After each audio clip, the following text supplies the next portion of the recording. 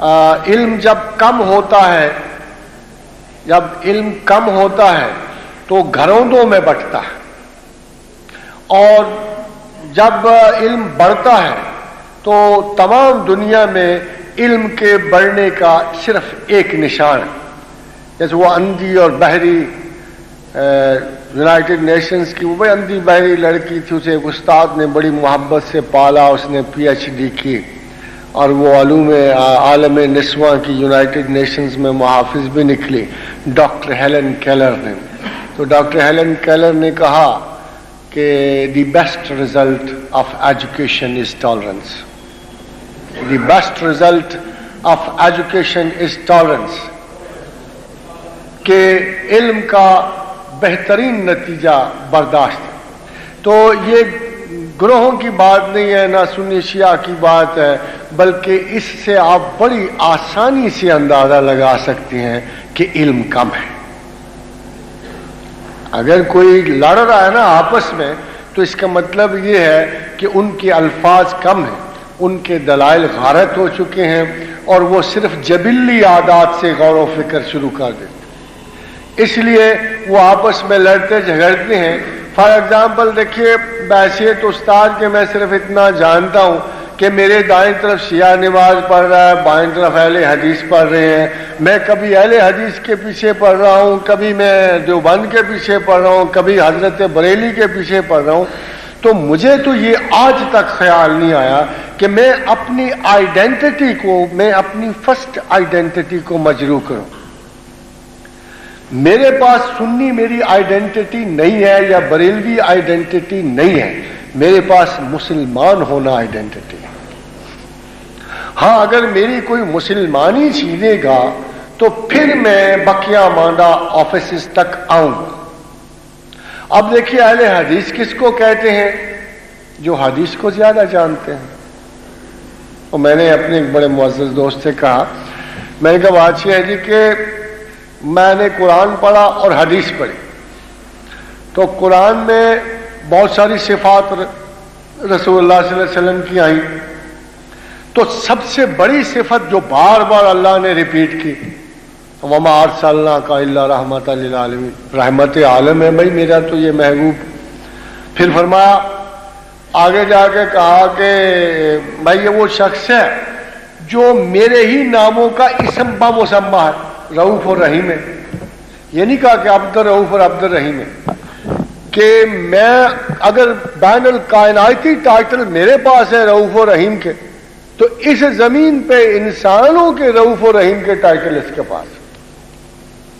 اور دیکھا آپ نے خدا، کیا خیال ہے آپ کو؟ خدا کنفیوز کر رہے ہیں آپ کو جب اس کو رؤوف اور رحیم کہا؟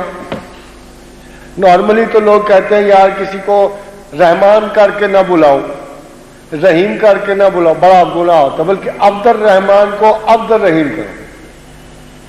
تو لوگوں کا خیال ہوتا ہے کہ یہ شرک ہے، یہ کفر ہے. کسی بندے کو عبد الرحمان کو رحمان کہنا شرک و کفر. معاذ اللہ، استغفر اللہ. اگر آپ قرآن پڑھیں تو اللہ تو خود ترغیب دے رہا ہے کہ میرے پیغمبر کو رؤوف کہو، رحیم کہو. تو اس کا یہ مطلب نہیں ہوتا. اس کا مطلب یہ ہے کہ صفات کی سٹیجز ہیں. ایک صفت وہ ہے جو کاسمک سٹیج کی ہے، کائناتی سٹیج کی ہے.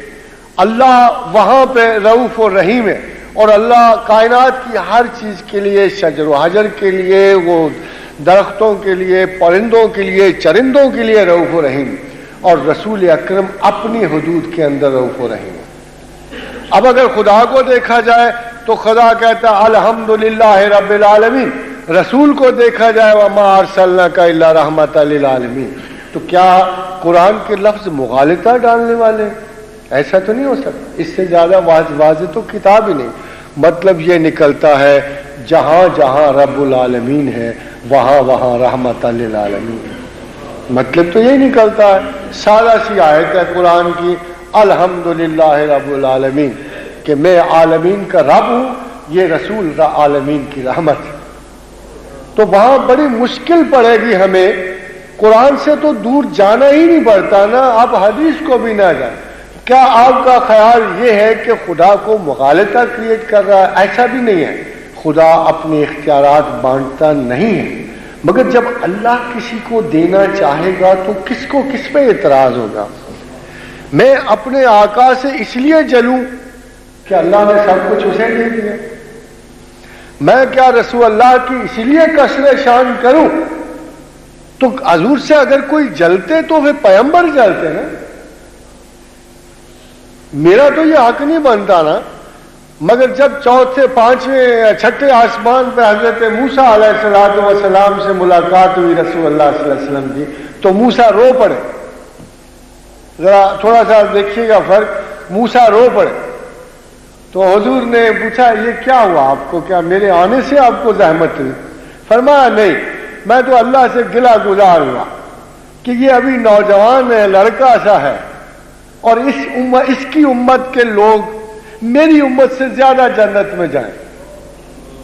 دیکھیے پرسنل جیلسی نہیں ہوئی ہے، پرسنل جیلسی حضرت موسیٰ نے پرسنل جیلسی کا اظہار نہیں کیا۔ دونوں پیغمبر حریص خیر امت، مگر حریص کا لفظ صرف رسول اللہ کے لیے استعمال، نیگیٹو لفظ۔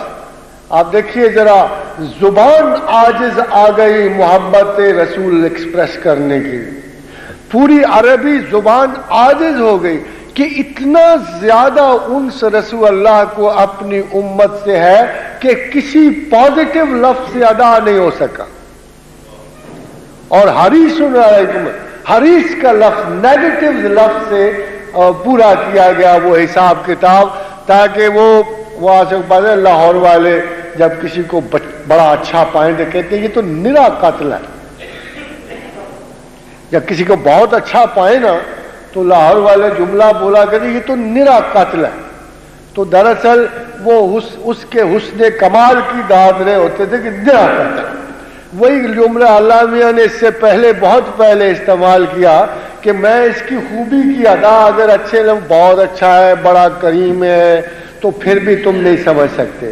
میں اب تمہیں کیسے کہوں کہ یہ نبی جو ہے اپنی امت کی یعنی رہائی کے لیے، اس کی تسکین کے لیے، اس کی بخشش کے لیے حریص ہے۔ تو پھر ہمیں جلدی سمجھ آ گئی کہ ایسا تو کوئی پیغمبر نہیں ہے جو رسول اللہ کی طرح اپنی امت کی فکر کرنے والا۔ حضور نے خواب سنایا اور فرمایا کہ میں دیکھتا ہوں کہ لوگ آگ کے گڑھوں کے گرد کھڑے ہیں اور وہ اس میں بیچ میں گرنے کے لیے بے چین ہے، اور میں انہیں کمر سے کھینچ کر پیچھے کر رہا ہوں۔ نبی کو بڑی مشقت اور مزدوری کرنی پڑ رہی ہے آپ لوگوں کے لیے، بس تو میرا خیال ہے آپ کو گرنے کو بے چین ہے، انہی کی کوششیں کامیاب ہو جائیں۔ اللہ کرے کہ ان کی بخشش و رحمت و مغفرت ہمارے کام آئے۔